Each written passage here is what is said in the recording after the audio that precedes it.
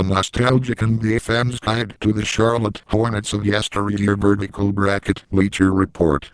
Back to login. Sign up. Bleacher Report.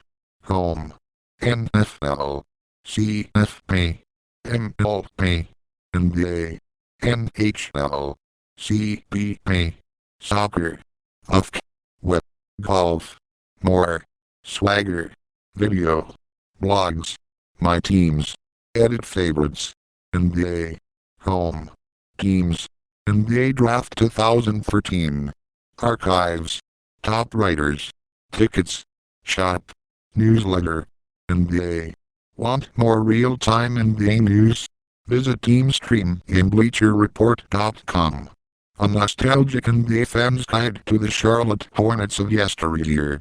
By Jesse Dorsey, featured columnist, in May 20th, 2013.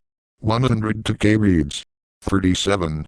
With the New Orleans Pelicans officially renouncing the Hornets name following the 2012-13 season, it was only a matter of time before the Charlotte Bobcats picked it up. The official announcement for Charlotte's reacquisition of the Hornets nickname is expected in Tuesday, May 21st, per the Charlotte Observer. Will that mean the return of all the fun and joy that accompanied the Charlotte Hornets in their 14 years before moving to New Orleans? It's entirely possible. After all, the Hornets represented a basketball-crazy city. They were gimmicky, never made it past the second round of the playoffs, and had a shifty owner, but they were a fun franchise.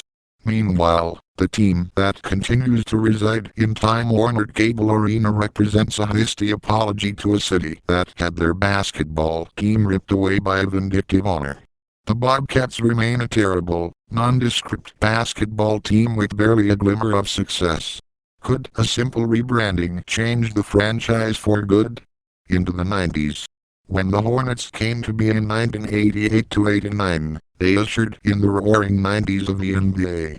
They weren't able to make the playoffs until their 5th year of existence, but they, along with the Orlando Magic, Minnesota Timberwolves and Miami Heat, were able to start the surge toward the incredibly marketable days of the 90s and beyond. Charlotte's original uniforms were bold and flashy. Teal and pinstripes stood out in a sea of solid greens and yellows. Their merchandise became synonymous with the early 90s, and their mascot almost instantly became one of the league's most recognizable. Hugo the Hornet. If there's one symbol that can really encapsulate the Hornets in an odd way, it's the team's mascot, Hugo the Hornet. Jim Gunn/Getty Images. People, for whatever reason, loved Hugo. He always had a smile in his face, but he seemed somewhat mischievous as well. Essentially, he was the perfect mascot. There's just something about a creature being blown up and turned into a furry, dancing, dunking mascot. He, along with the team's bold uniforms, had people gravitating towards Charlotte. The merch.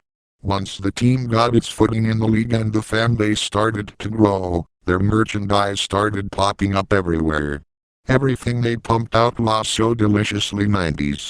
Even looking at some of the stuff the New Orleans Hornets sold in the past few years was good for an instant flashback to 1992. One of the most iconic pieces of clothing that Charlotte put out in its first decade was this two-tone starter jacket. Via eBay.com. If you were a Hornets fan, you definitely owned this bad boy or at least some variation. Famously fun faces.